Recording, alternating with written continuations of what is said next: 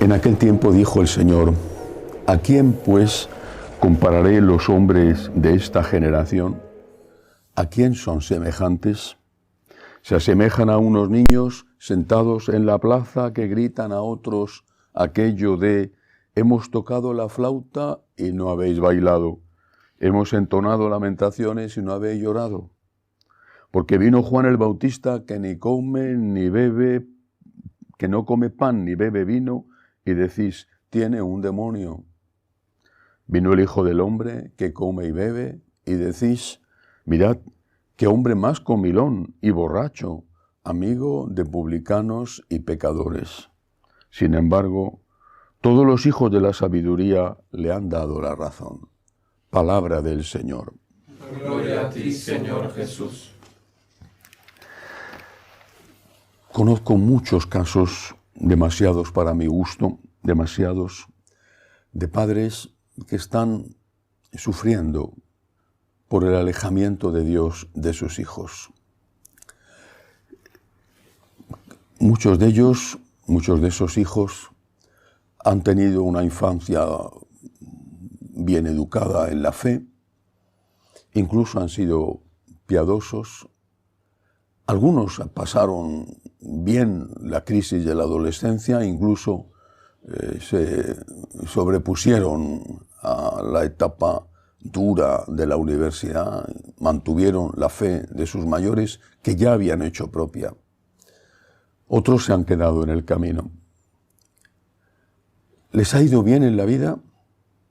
Les ha ido bien en la vida, y en lugar de transformar ese don que han recibido, porque incluso aunque haya sido con su esfuerzo, es un don, lo están volviendo contra Dios, viviendo alejados de Dios, conviviendo sin casarse o incluso también negándose a transmitir la fe a sus hijos, negándose a bautizar a los niños que han tenido ellos.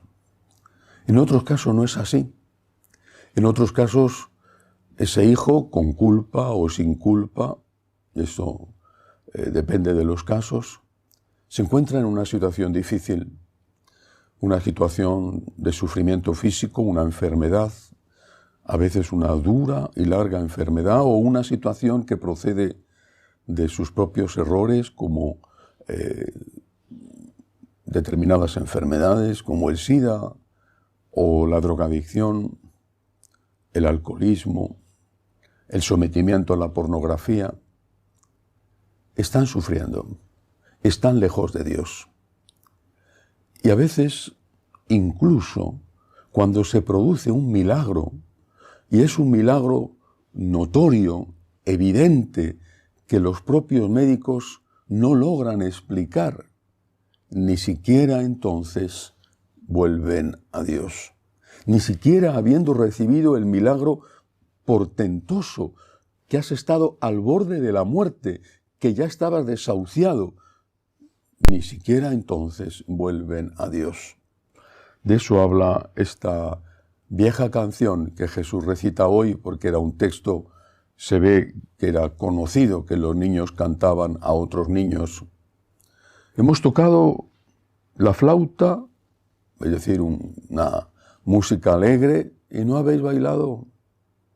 Hemos entonado lamentaciones y no habéis llorado.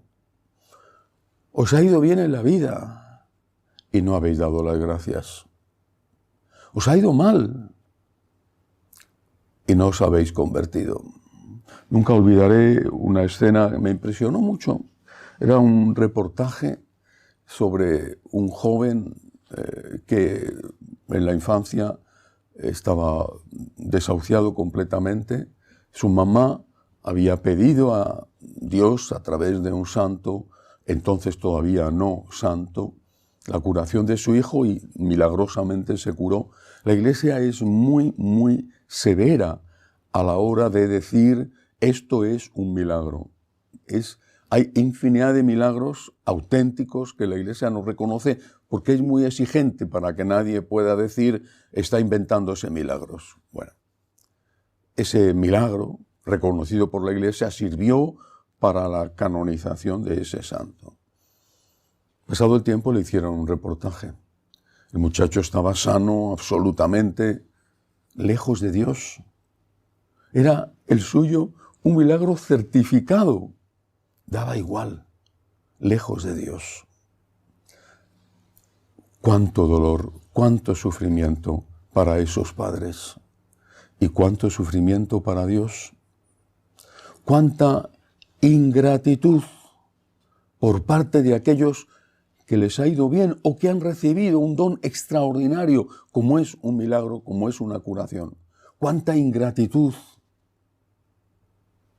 Y también cuánta inconsciencia por parte de aquellos que aún están sufriendo y que no se dan cuenta de que su sufrimiento sin Dios es el sufrimiento que lleva adelante un hombre solo, mientras que el sufrimiento, cuando lo llevamos con Dios, es un sufrimiento que llevamos entre dos, y al llevarle entre dos no desaparece, pero se hace más ligero, la carga se hace posible de llevar.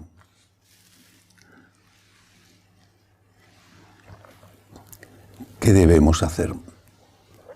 Debemos empezar por nosotros mismos.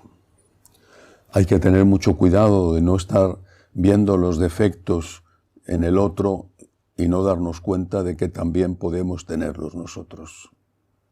Da gracias por lo que va bien, pero da gracias de verdad, que todo lo que has recibido, incluso aunque te haya costado mucho esfuerzo lograrlo, que todo lo que has recibido sea un motivo para amar a Dios, para acercarte a Él, para darle a Él lo que tiene derecho a recibir de ti.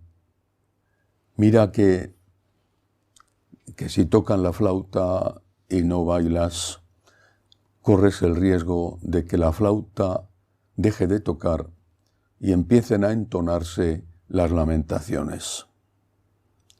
Y si estás sufriendo, ¿por qué tienes que estar sufriendo solo? No te fijes en el otro, fíjate en ti mismo en primer lugar. Tengo un problema, no quiero llevarlo solo, no puedo llevarlo solo, me acerco a Dios. Es posible, porque ocurre muchas veces, que el milagro se produzca y que venga la curación o la superación de la adicción o simplemente que ese milagro se traduzca en que se hace llevadera la carga porque Él está contigo para llevarla. Si están tocando lamentaciones, acércate a Dios. Y si alguien a tu lado está sufriendo, haz todo lo posible para que se acerque a Dios. Háblale no ya al sentimiento, sino a la razón.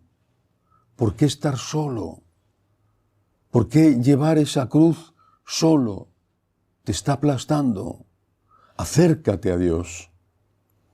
Y si alguien está lejos de Dios, después de haber recibido un don extraordinario, es una situación muchísimo peor, muchísimo peor.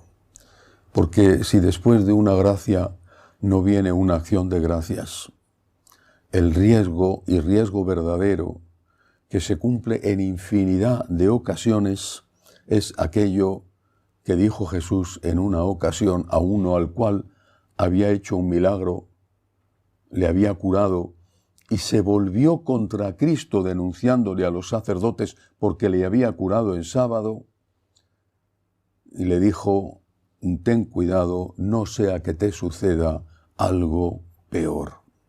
El Señor quiere nuestra salvación, pero nuestra salvación en la vida eterna, que es la que importa.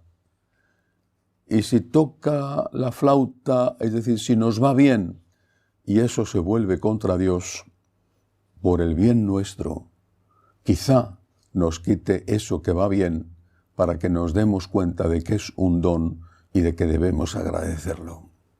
Que así sea.